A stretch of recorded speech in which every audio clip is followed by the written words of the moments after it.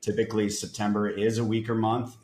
If you look back historically through the September months in the cycle, that echoes as well. So I think you are going to see potentially a little bit further downside action. We want to see where Bitcoin settles. It's right about at the precipice of a big resistance level here in the 110, 111 range.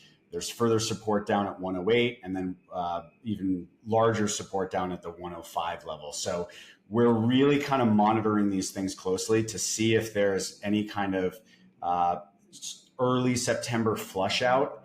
But I think that regardless of where this ends up, regardless of which level this ends up, what we're going to see is a pretty steep reversal bouncing off of one of these support levels in about a week to 10 days prior to the FOMC. I think people are going to start to build up the excitement with the expectation of that rate cut. And if and when that rate cut actually happens on the 17th, provided that the CP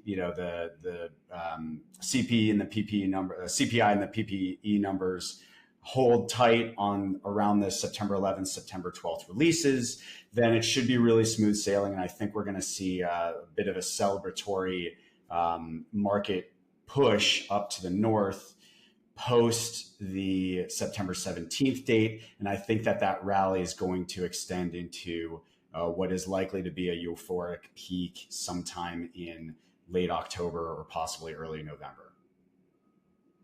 Yeah, so ETH has got a really strong narrative at the moment. We see a lot of capital shifting from Bitcoin to ETH. That's typical of late stage cycles behavior. So we see a lot of people that are just migrating. But in addition to that, and this is kind of unique for this cycle, is all of the institutional money, particularly revolved around the concept of the treasury reserves, right? So we've seen that narrative play out with Bitcoin. It's been incredibly successful, very bullish.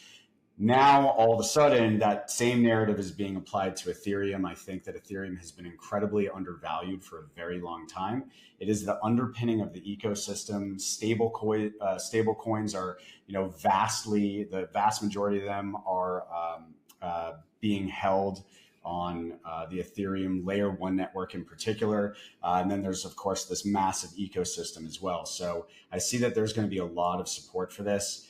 The reason why I mentioned Bitcoin first is because the market kind of follows Bitcoin. So Ethereum tends to trail behind, but we are seeing